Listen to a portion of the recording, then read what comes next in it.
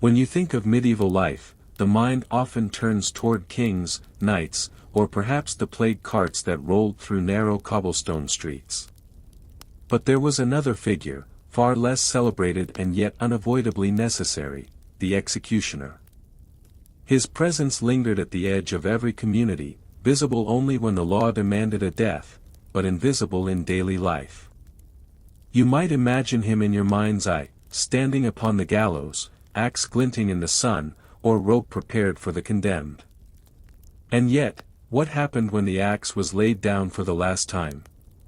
How did a man, whose profession was so grimly tied to violence and ritual, live out his days when his work was finally done?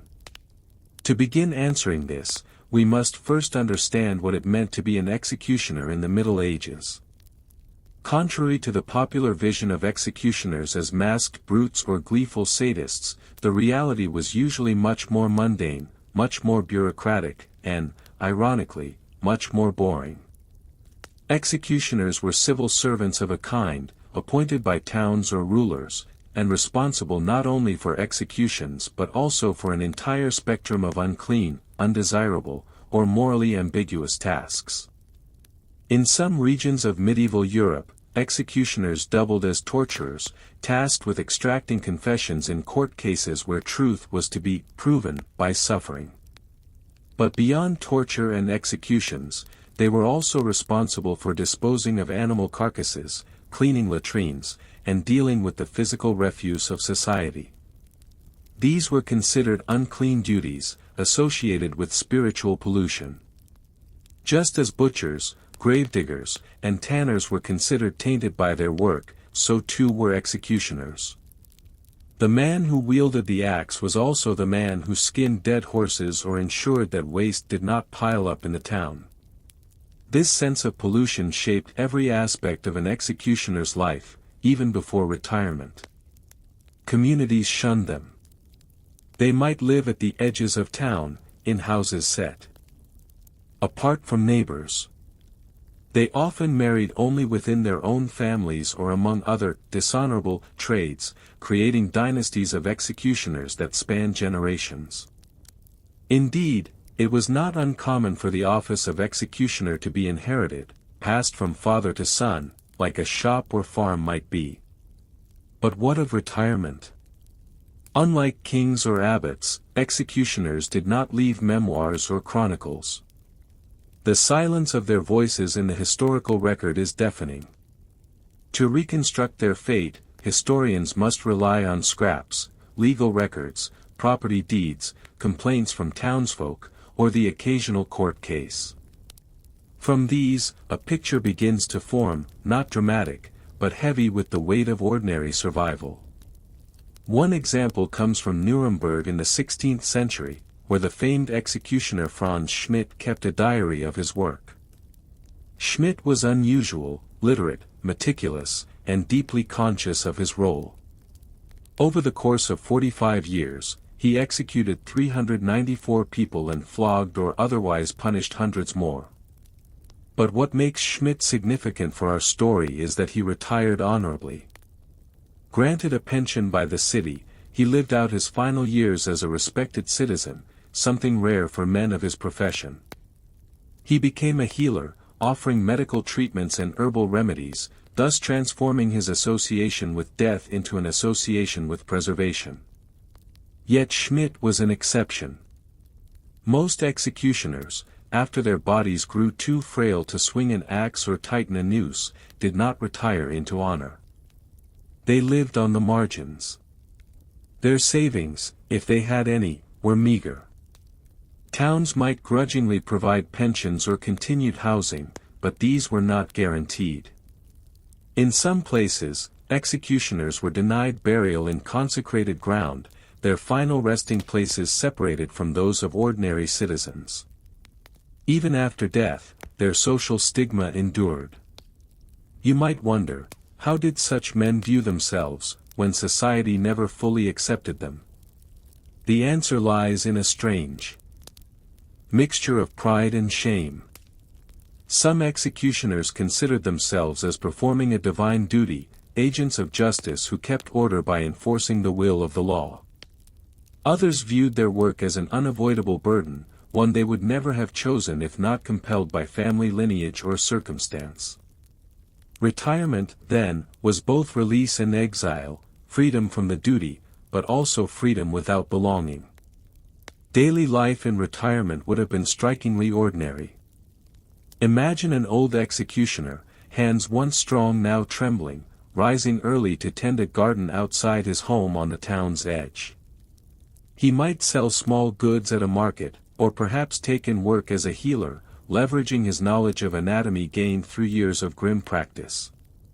His neighbors, however, would still whisper. Children might be warned not to go too close. In some records, we find executioners trying to reinvent themselves, but always burdened by the memory of their office. This raises a deeper question: why were executioners not more celebrated? After all, they fulfilled the commands of kings, judges, and townsfolk. They carried out the sentences that others demanded. Yet, when the moment passed, the same people who had cheered at an execution would refuse to dine with the man who made it happen.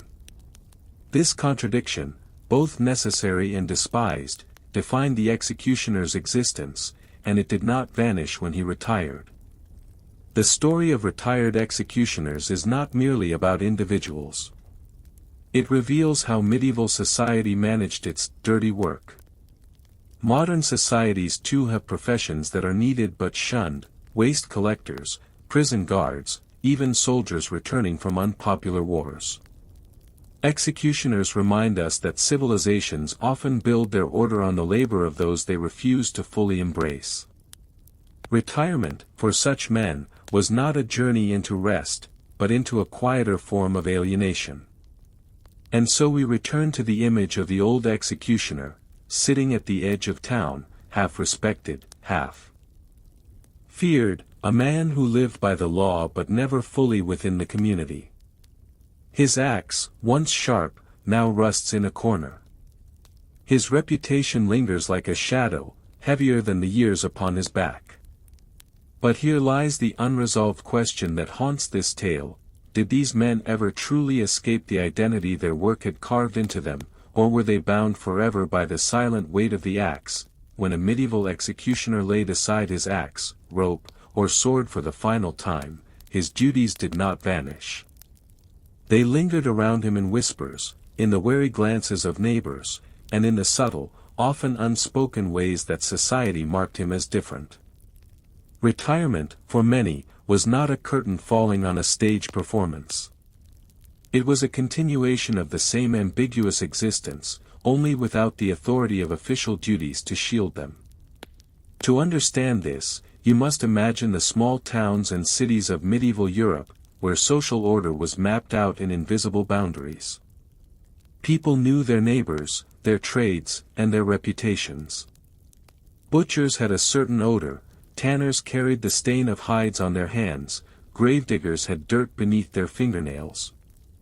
Each profession carried with it a spiritual status, a place in the moral hierarchy of the community. The executioner, however, occupied a paradoxical space, both feared and needed, both despised and occasionally honored. When he retired, those perceptions did not vanish. Instead, they hardened into the long shadow that followed him until death. For executioners who survived into old age, family often became the only reliable refuge. Many were part of dynasties that had worked the office for generations. Sons inherited the role from fathers, sometimes reluctantly, sometimes proudly. In these families, retirement was not an escape from stigma but merely a passing of the burden to the next generation. There are records of daughters of executioners struggling to marry, as respectable families refused to ally themselves with the tainted lineage. Some daughters found spouses only among butchers, gravediggers, or other dishonored trades.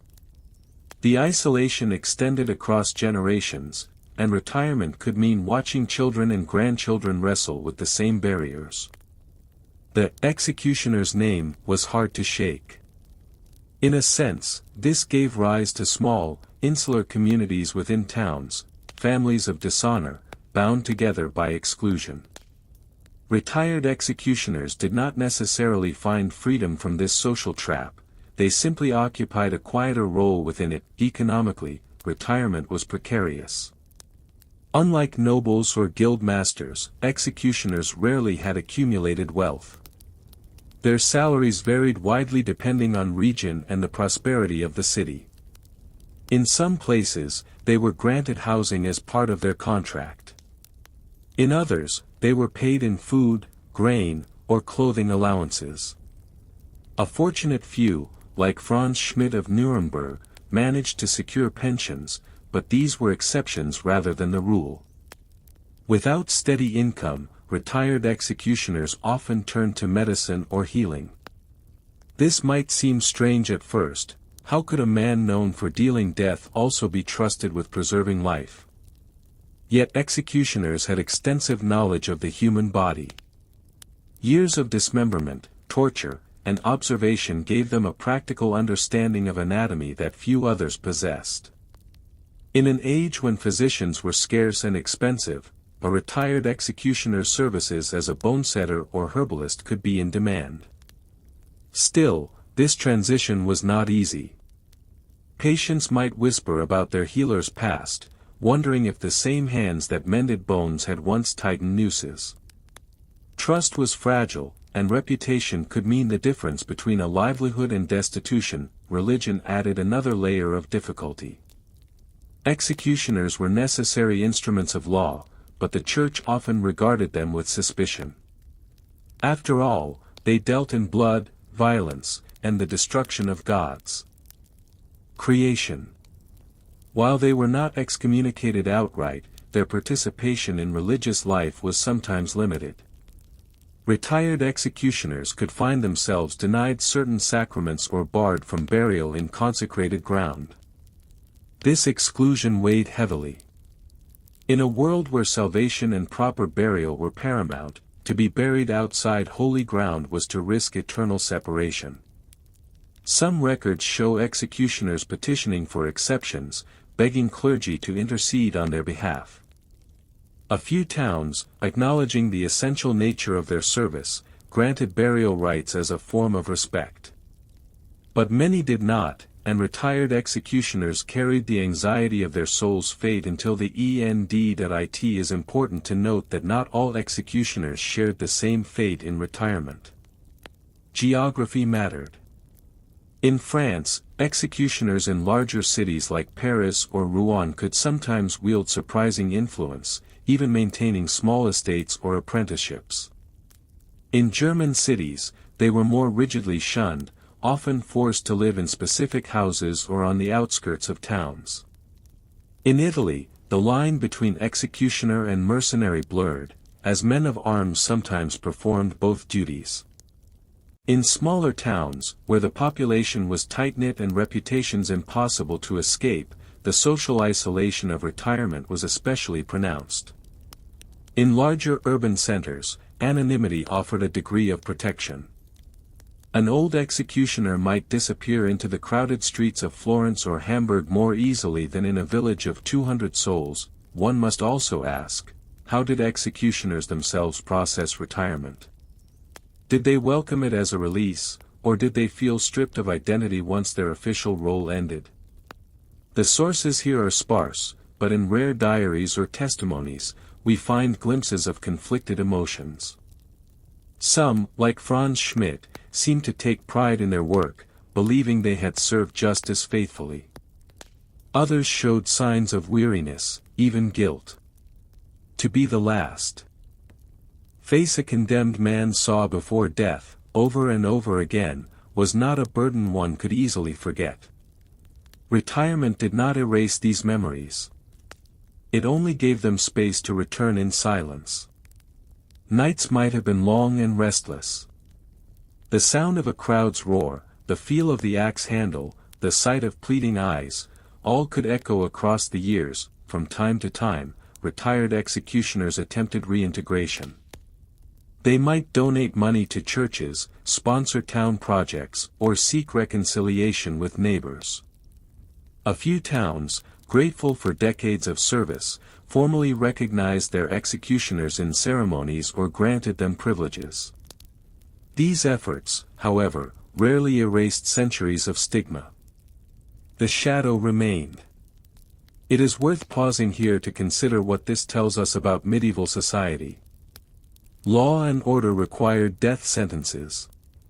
Communities demanded the spectacle of justice. Yet the man who made these demands real was cast aside once his task was done. Retirement was, for executioners, less a peaceful ending than a transition into a quieter form of exclusion.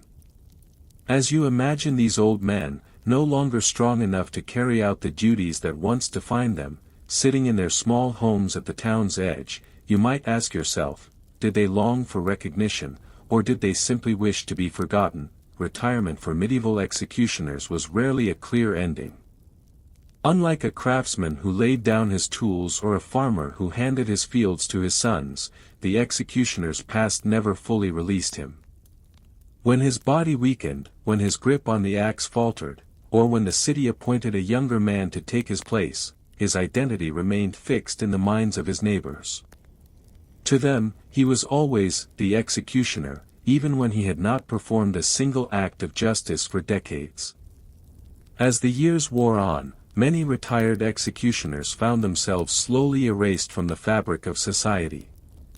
Not through banishment or exile, but through a quieter, subtler process, the refusal of others to acknowledge them as full members of the community.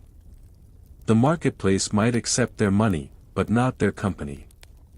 Churches might permit them entry, but not embrace them. Neighbors might nod politely, yet never invite them to share bread at the table. This isolation grew heavier in old age, when men relied more on others for survival. For those who had sons, the continuation of the family trade meant that the stigma passed seamlessly to the next generation, and thus the old man was never without a role. He became the elder of a dishonored clan, still recognized, still marked. But for those without heirs, retirement could dissolve into invisibility. Without work, without family, and without acceptance, they faded into quiet poverty. The question of death itself was complicated for executioners. In a society where the place of burial determined one's eternal fate, exclusion from consecrated ground was a profound punishment. Yet records across Europe reveal a mixed picture. In some towns, executioners were granted burial rights as a grudging acknowledgement of their service. In others, they were denied, forced into separate cemeteries, or buried outside the city walls, alongside suicides, criminals, and the unbaptized. Imagine, for a moment, a funeral for a retired executioner. Perhaps only family members attend. No priest, or at best a reluctant one, mutters hurried prayers. The body is lowered into soil not hallowed by the church's blessing, earth that marks him as forever apart. The community that once demanded his services does not gather to mourn. There are no eulogies, no commemorations. The man who enforced the law for decades is erased without ceremony. And yet, in some rare cases, the opposite occurred. Franz Schmidt, the famed Nuremberg executioner, was granted a respectable burial, his service formally recognized by city authorities. His career, meticulously recorded in his diary, became a lasting document of the role executioners played. But Schmidt was an exception precisely because he was unusual, literate, pious, and officially honored. For most, death was the true severing of ties, their names remembered only in whispers. If at all, executioners left behind no guilds, no fraternities, no honor traditions to preserve their memory. While blacksmiths or weavers might have their names inscribed in guild records, and knights might appear in chronicles or songs, executioners were largely omitted from the written memory of towns. Their legacy was, instead, carried in superstition and rumor. Some communities whispered that executioners' families carried curses, that their touch was unlucky, or that their homes were haunted. Others remembered them in a more practical way, as the men who disposed of carcasses, cleaned filth, or healed wounds. But these memories rarely survived more than a generation or two. With no monuments, no public honor, and often no church recognition, executioners slipped quickly from collective memory. This erasure was not accidental. It was a social strategy. By forgetting the men who had performed necessary violence, communities could preserve the illusion of their own purity. The punishments had been delivered, the sentences carried out, but the man who had made justice real could be pushed back into obscurity, his role acknowledged only in the moment of need. That it is tempting to imagine executioners as singularly grim figures, but in truth, their lives were reflections of the societies they served. They reveal the uncomfortable truth that every civilization requires certain kinds of labor it does not wish to celebrate. Someone must dig graves, someone must slaughter animals, someone must carry out sentences of death. Yet the people who perform this work often bear its social cost alone. Retired executioners embody this paradox. They remind us that necessity and rejection often walk hand in hand. Medieval towns could not function without them, yet those same towns denied them full belonging. In their retirement, we see not peaceful rest but the persistence of stigma, a quiet exile within the very communities they protected. If you pause here and consider the executioner's fate, you may begin to wonder, has much changed? Modern societies no longer employ official executioners in the same way, but they still rely on unseen labor that sustains the order of daily life. The garbage collector, the prison guard, the mortician, each performs work essential yet often invisible, necessary yet tinged with unease. When these people retire, do we celebrate them? Or do we allow their contributions to vanish into silence, just as medieval towns did with their executioners?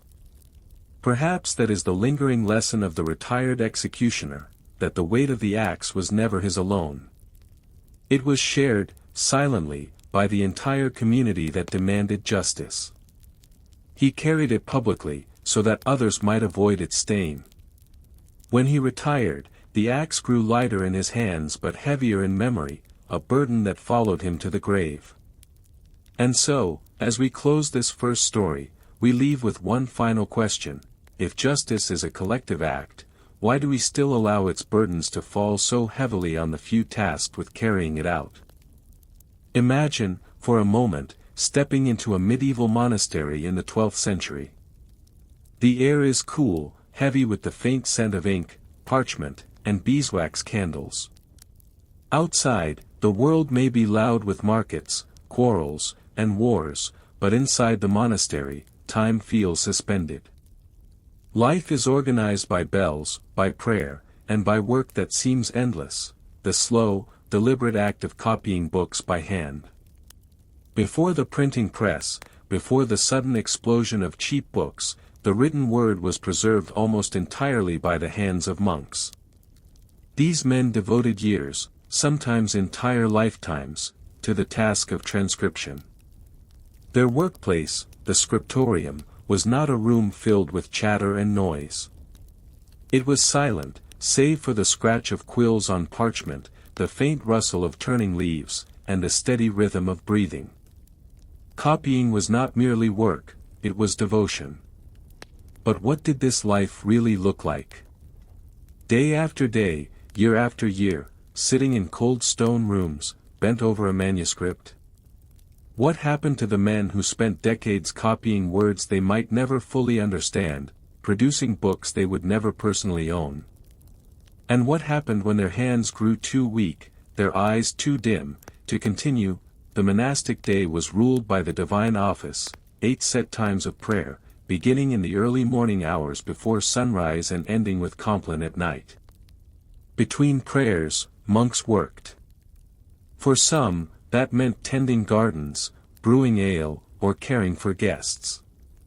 For others, it meant retreating into the scriptorium. A scribe's tools were simple but demanded care: a quill, cut and shaped by hand; ink, mixed from soot or gallnuts, and parchment, stretched animal skin prepared over weeks. Each page required precision.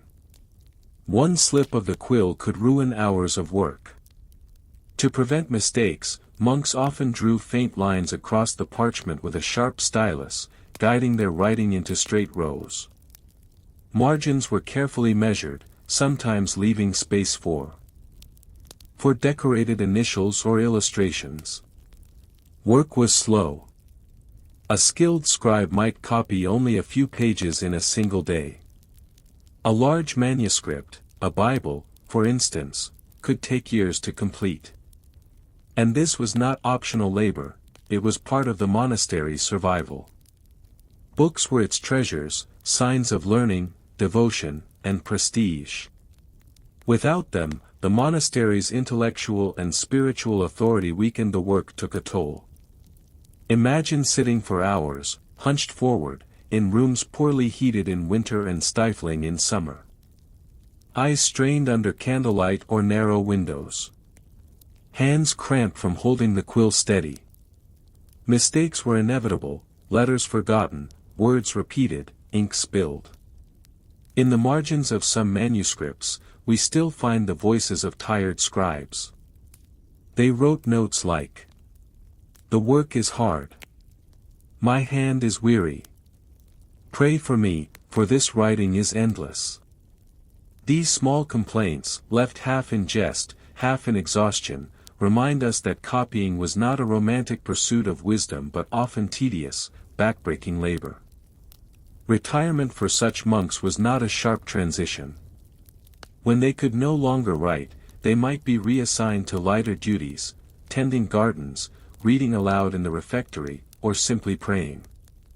Their eyes and hands, worn out from decades of service, were respected, but their daily rhythm rarely changed. You may ask yourself, why would anyone devote a life to copying words they did not write? The answer lies in the medieval view of knowledge. Books were sacred objects, vessels of divine truth. To copy the scriptures was to participate in the preservation of God's word. To copy classical works, Aristotle, Cicero, Virgil, was to safeguard the wisdom of the ancients for future generations. This was a world where books were rare beyond imagining. A single Bible might require the skins of hundreds of animals. The value of such a manuscript was greater than gold, sometimes equal to the wealth of an entire village.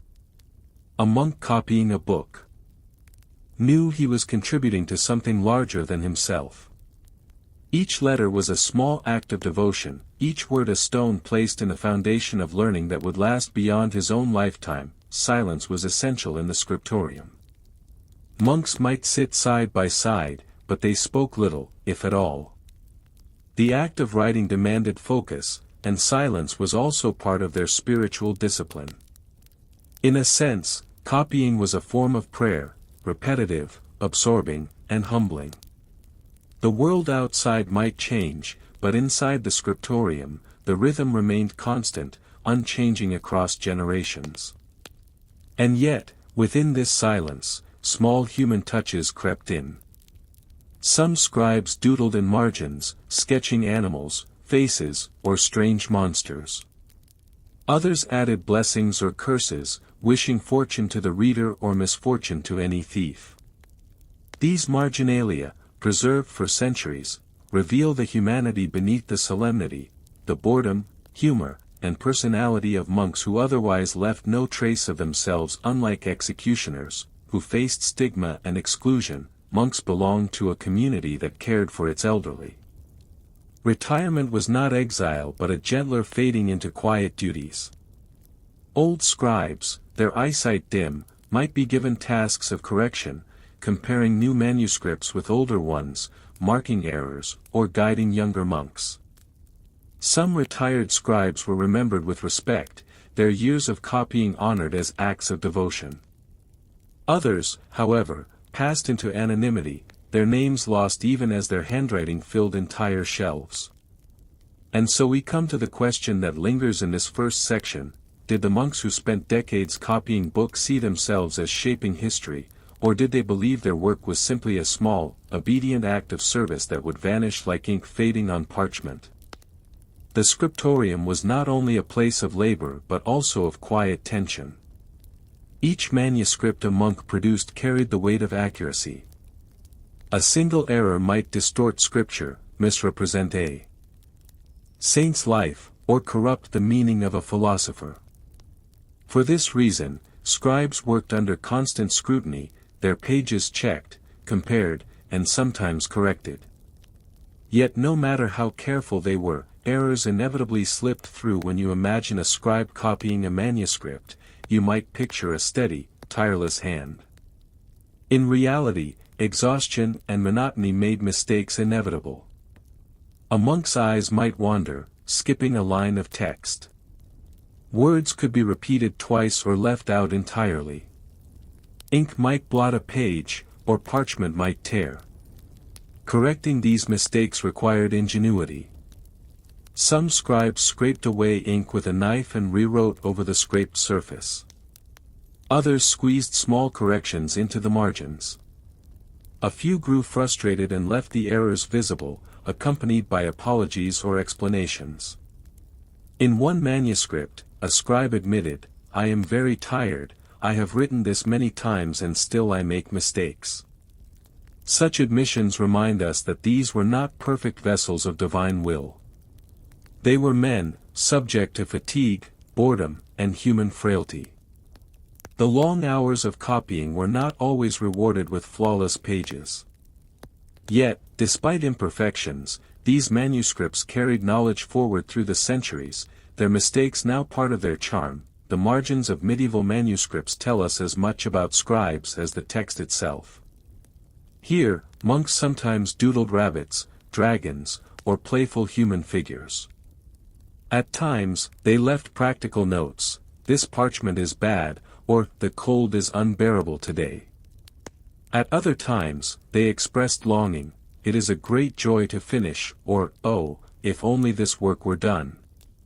These marginalia show that copying was not only mechanical but deeply human. Behind every page lies the unseen life of the scribe, his discomfort in winter, his weariness in summer, his humor in the midst of routine. In retirement, these traces often outlasted the man himself. His body might be buried in a monastery cemetery, his name forgotten, but his small jokes or sketches lived on in the margins of books read centuries later. It is difficult, in our world of mass printing and instant access to words, to understand the rarity of books in the Middle Ages. A single Bible could take years to complete, requiring the skins of hundreds of sheep or calves. The cost of production meant that only monasteries, cathedrals, or wealthy nobles could afford such treasures. Books were chained to lecterns to prevent theft. They were displayed as symbols of prestige, sometimes more admired than read. A monastery's library was its pride, evidence of learning and devotion.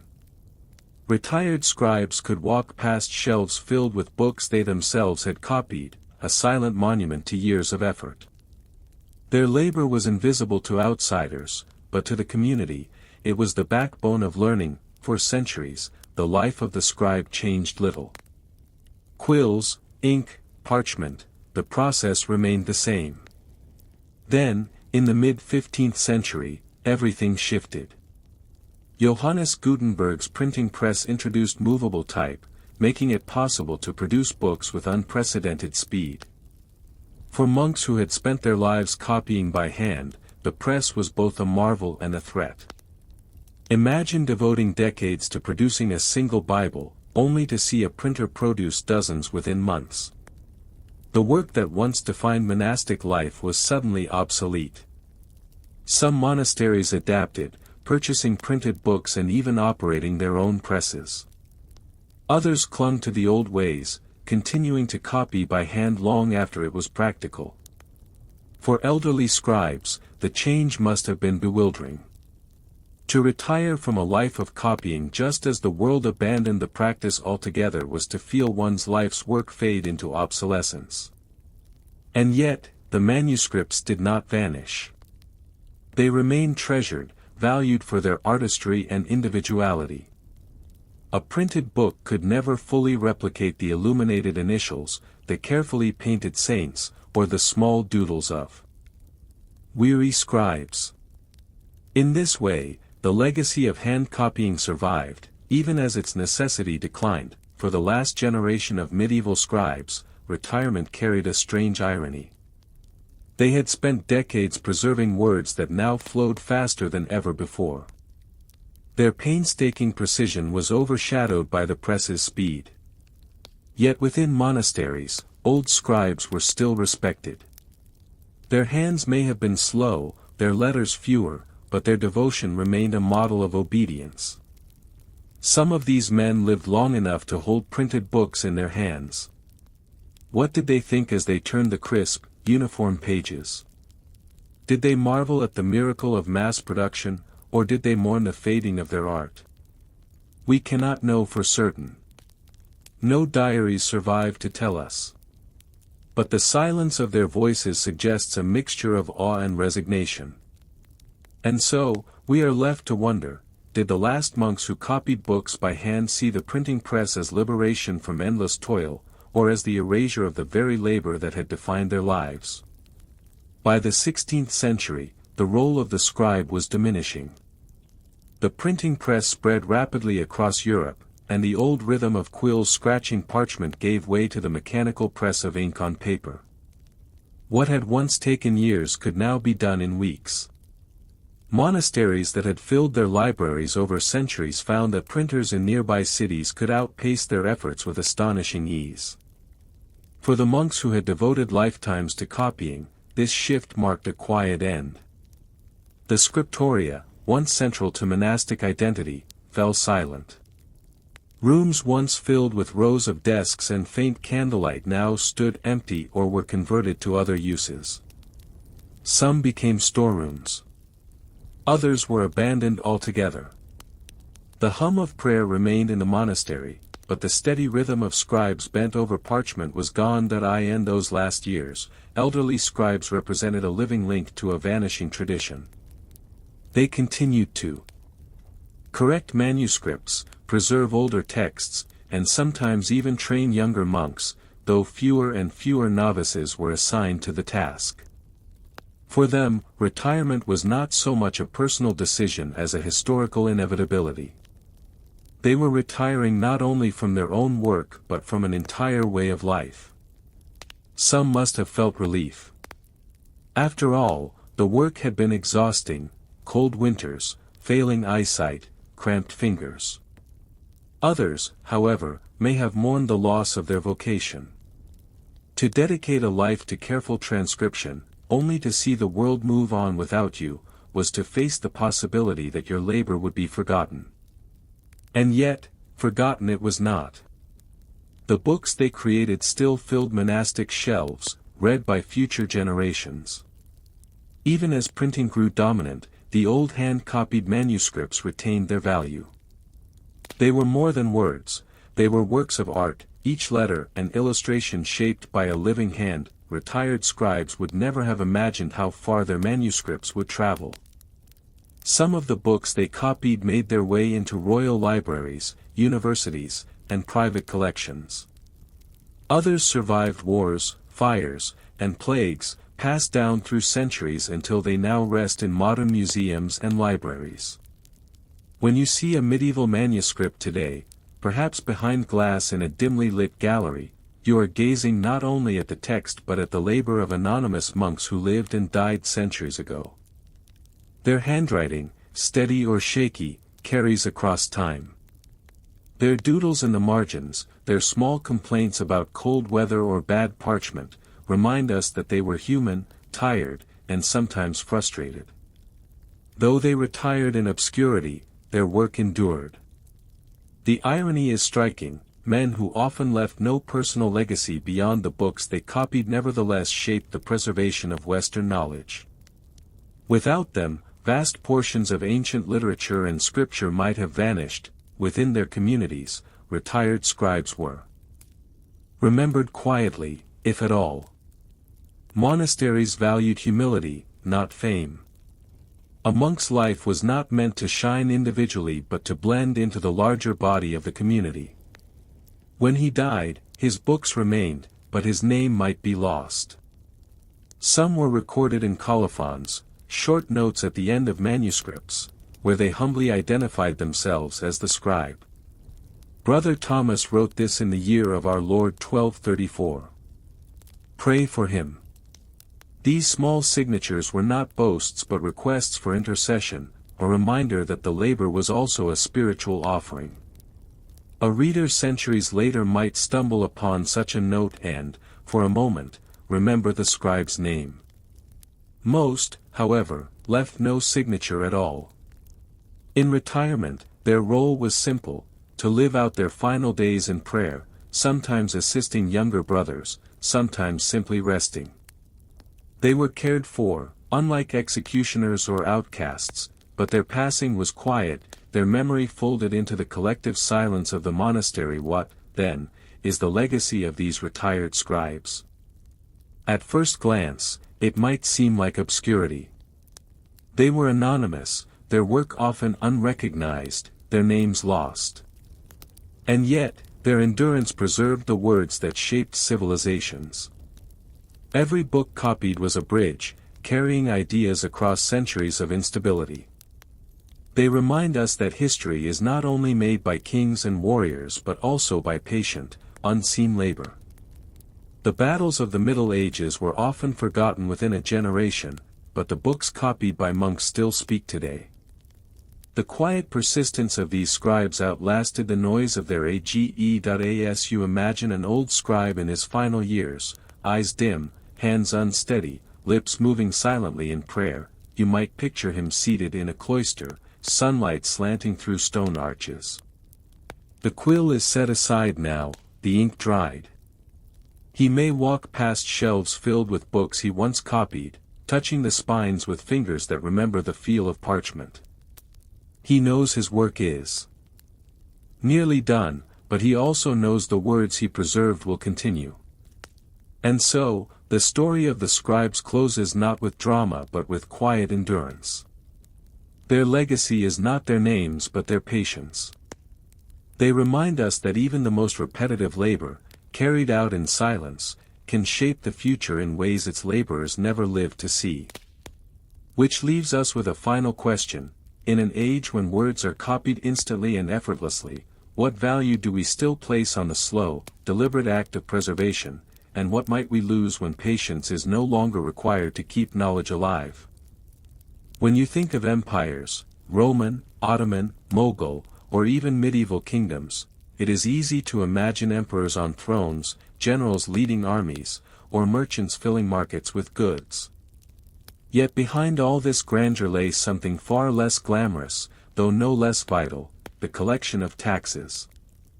Without revenue, armies could not march, cities could not build, and rulers could not rule. At the quiet heart of empire stood the tax collector. Unlike soldiers or kings, tax collectors left few glorious monuments. They did not carve their names into stone or have poets sing their praises. Instead, they filled ledgers with numbers, carried purses of coins, and endured the suspicion, resentment, and sometimes hatred of those they taxed. Their work was not heroic but bureaucratic, precisely the kind of detail that tends to be forgotten in histories full of battles and coronations. Yet, without them, empires would have collapsed under their own weight. The primary task of the tax collector was deceptively simple: gather revenue from the population. But in practice, this was anything but straightforward. Taxes took many forms: land taxes, trade duties, tolls, salt levies, or even taxes on windows, hearths, or beards. In agrarian societies, peasants often paid in grain, wool, or livestock rather than coins. Collectors had to measure, record, and transport these goods, ensuring they reached the central treasury. The collector was both servant of the state and visible face of authority. To the emperor, he was a functionary, moving wealth upward. To the common people, he was often a symbol of oppression. His arrival in a village might mean weighing sacks of grain, seizing livestock, or recording property. He was necessary, but rarely welcome. The tools of the trade were ledgers, scales, and seals. Ledgers recorded who paid and who owed. Scales weighed goods, ensuring that a bushel of wheat or a jar of oil was properly measured. Seals authenticated documents, preventing fraud. Tax collectors worked with scribes, guards, and sometimes soldiers, especially when dealing with resistance. Their work demanded literacy and numeracy, skills not common among the general population. This gave them a certain status, though it was not one celebrated in popular memory. They were skilled bureaucrats, moving numbers and goods through systems designed to maintain order. From the perspective of the people, tax collectors were rarely admired. In the Bible, tax collectors are depicted as sinners, their profession synonymous with corruption and greed. In Rome, the publicani, private contractors who collected taxes on behalf of the state, were notorious for overcharging. In medieval Europe, collectors were viewed with suspicion, often accused of skimming off revenue for themselves. Yet, despite this reputation, many were not wealthy. Their role was dangerous. Traveling with money or goods made them targets for bandits, and their association with rulers made them targets for rebels. To be a collector was to walk a narrow path between authority above and resentment below. What happened to tax collectors when they grew old? Here, the records are sparse, but patterns emerge.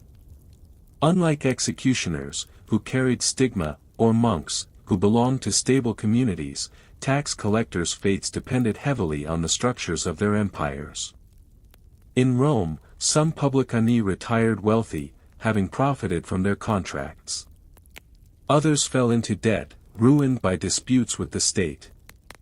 In medieval kingdoms, collectors appointed by local lords might retire quietly into the same villages they once taxed, their fortunes depending on how well they had managed their accounts. In Ottoman lands, tax farming often left collectors indebted. Retirement could mean poverty rather than comfort. For many, retirement was less about recognition than disappearance.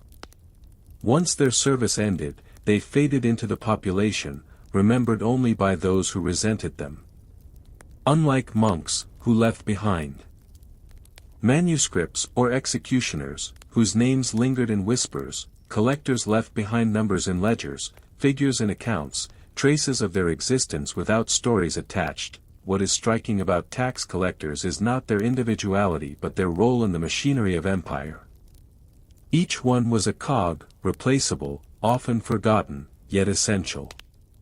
Empires were not held together only by swords or prayers but by steady flows of revenue, carefully measured and transported by men whose names never entered the grand chronicles. And so we are left with the quiet paradox: if empires depended so completely on tax collectors, why do we remember emperors and generals but rarely those who kept the treasury full? To understand the lives of tax collectors, you have to imagine the world as they experienced it, not from the lofty view of emperors or treasuries, but from the ground level of fields, villages, ports, and markets. Collectors lived in a constant negotiation between two pressures: the demands of the state above them and the resentment of the people below them. Their survival depended not only on arithmetic but on diplomacy, endurance, and sometimes sheer caution. In the Roman world, taxation was often contracted out to private individuals or companies known as publicani. These contractors bid for the right to collect taxes in a given region. If they promised Rome a set sum, anything collected above that amount was profit. In theory, this incentivized efficiency. In practice, it invited abuse. The publicani employed their own sub-collectors, enforcers, and scribes. At every level, money changed hands, and every hand took its share. For the small farmer in a provincial town, the tax collector might arrive after harvest, demanding grain for the imperial granaries. If the harvest was poor, the demand rarely decreased. Instead, debt accumulated. Many farmers fell into dependency on wealthy landowners, unable to meet their obligations directly. And yet, the empire depended on these flows of grain, wine, and oil. For every legion marching, every road built, the tax collector's ledger was the silent foundation that in medieval Europe, taxation varied widely. Kings levied hearth taxes, window taxes, or extraordinary levies during wartime. But in many cases, local lords collected dues from peasants in kind, sheaves of wheat, pigs, eggs, even labor itself. Collectors, often stewards of a manor, had to record who owed what and ensure delivery. The peasants, who already lived on narrow margins, viewed these collectors as intruders, even when the collectors themselves were not wealthy. During times of plague or famine, resentment grew sharper. Records show that collectors sometimes faced violence when they arrived in villages perceived as overburdened. In England's Peasants' Revolt of 1381, tax officials were among the first targeted, their records burned, their persons threatened. To be a collector was to stand at the flashpoint between survival and obligation. The Ottoman system revolved around ultism or tax farming. Wealthy individuals bid for the right to collect taxes in a province. These multisms advanced money to the state and then collected it back, with interest, from the population. For the empire, this ensured immediate revenue. For the collectors, it was a gamble. If the region prospered, they profited.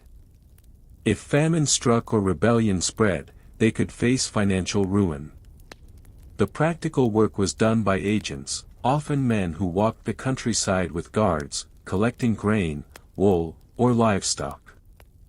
Their survival depended on local knowledge, knowing which villages might resist, which roads were safe, which seasons were most dangerous.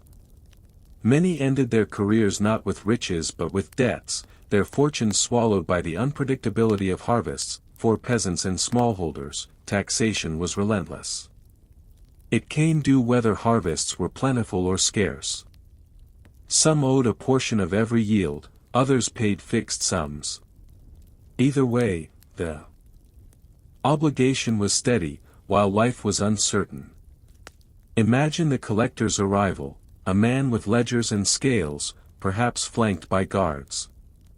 He weighed grain, inspected livestock, counted casks of oil.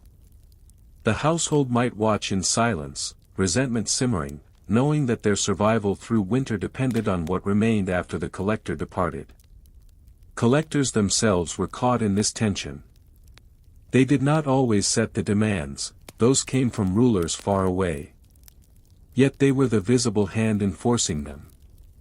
They absorbed the hostility meant for kings and emperors, and in doing so, often lived precarious lives. Tax collectors had to deal with evasion as much as compliance. People hid grain, slaughtered animals in secret, underreported yields, or tried to bribe their way to lighter burdens. Collectors were expected to see through these deceptions. Some employed local informants, others resorted to force. But enforcement was dangerous. Collectors who pressed too hard risked violence. Villagers banding together could drive them off or worse. Rebellions often began not with kings but with collectors. The Peasants' Revolt in England, uprisings in Roman provinces, and Ottoman village riots frequently targeted tax officials first. To burn a collector's records was to symbolically free oneself from obligation, even if only temporarily. Collectors learned to balance firmness with caution. Some turned a blind eye in lean years, hoping to recover more later. Others took bribes, protecting their own safety while maintaining a flow of revenue upward.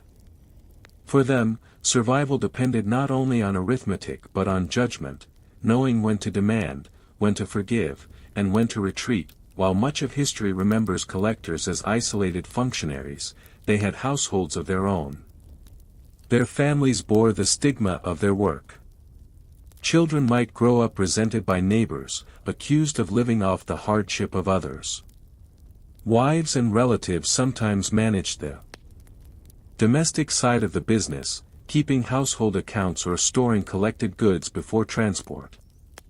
Retirement, when it came, was shaped by these households. A successful collector might leave behind property, allowing his family to rise in local status.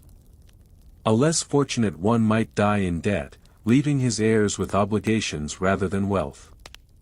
Unlike monks, who handed down spiritual legacies, or executioners, who passed on family trades, tax collectors often left behind mixed reputations, half suspicion, half necessity. Day after day, year after year, the work took its toll.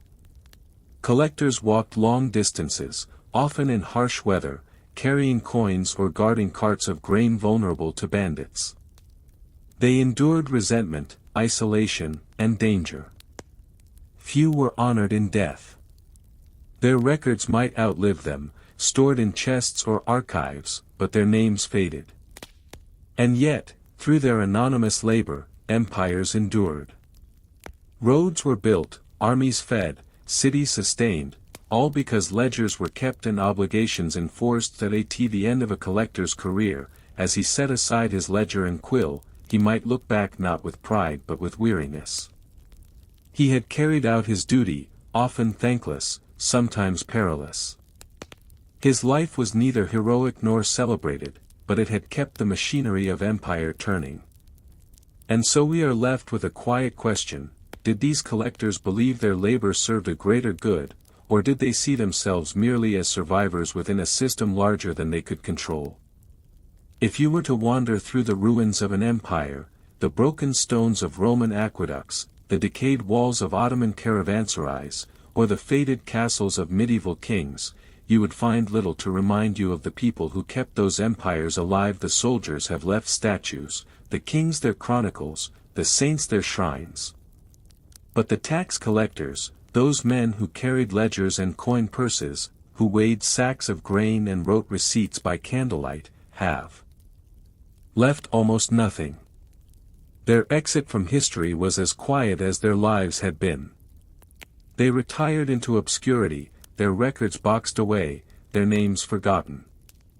Yet the invisible thread of their labor held empires together far longer than any general's charge or king's decree. What did retirement look like for a tax collector?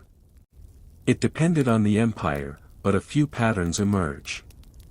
Some, particularly in Rome or in wealthy Ottoman provinces, might retire with comfort. If they managed their contracts well, if they collected diligently and avoided ruin, they could purchase land, build homes, and pass property to their children. They became local notables, blending into the class of small landowners or minor elites. Their past as collectors was remembered only faintly, perhaps even deliberately obscured. Others retired in poverty. A bad harvest, a rebellion, or the simple mismanagement of accounts could ruin a collector. Many Ottoman tax farmers, having borrowed heavily to purchase their rights, ended their careers indebted. Some medieval stewards, dismissed from their posts, faded back into the peasantry, their years of service leaving little to show. In almost every case, collectors were not celebrated. Their retirement did not bring honor but anonymity. Unlike soldiers who might boast of battles or monks whose manuscripts survived, collectors' legacy was fragile. A misplaced ledger, a burned archive, and their life's work disappeared entirely, and yet, the traces of their hands still exist, though buried in archives rather than monuments. In dusty collections, one can still find ledgers from Roman Egypt, carefully listing tax obligations in Greek and Latin. There are Ottoman defters, detailed registers of villages and their dues, written in firm Ottoman Turkish script. Medieval manorial rolls survive in English county archives, showing in meticulous detail how many sheep or eggs were owed by each tenant. These records are not thrilling to read. They list names, numbers, quantities. They are tedious, repetitive, and often incomplete. Yet they are the quiet echo of collectors' lives. Each entry was once written by a hand that cramped, by a man who balanced obligations and resentments. In these ledgers, anonymous and dull, we find the lasting imprint of collectors who otherwise vanished into silence. That if collectors themselves are forgotten, their role in uprisings is not. Many revolts began with an attack on tax officials. When peasants in England stormed London in 1381, their fury was directed at collectors who had enforced the poll tax. When provincial towns rose against Rome, the first officials to be expelled were often the publicani. When Ottoman villages rioted, the multisim's agents were their immediate targets. Collectors became symbols of the system they served. In this sense, their legacy is double-edged. They were essential for sustaining empires, but they were also the visible faces of oppression. To remove a tax collector was to strike, however briefly, at the empire itself. And so, even in retirement, collectors may have lived uneasily. Did neighbors remember them as necessary functionaries or as former oppressors? Did they live quietly, hoping not to be recognized, or did they attempt to use their skills to remain relevant, perhaps as scribes, merchants, or estate managers? History rarely tells us. The strangest thing about tax collectors is how necessary they were and how little we remember them. Their legacy lies not in names or deeds but in systems that endured because of their steady, repetitive work. The aqueducts of Rome flowed because collectors ensured funds. The armies of the Ottomans marched because collectors delivered grain. The castles and cathedrals of medieval Europe rose because collectors enforced dues. Their work was invisible, but without it, the visible world would have crumbled. In this sense, collectors represent the vast army of forgotten bureaucrats who shaped history not with glory, but with persistence. They remind us that civilization depends not only on heroes but also on clerks, scribes, and functionaries, people whose names never survive but whose efforts carry forward in every stone, every road, every book. As you think of a collector setting aside his ledger in his final years, you might imagine him sitting by a small hearth, the tools of his trade, scales, purses, inkpots, put away.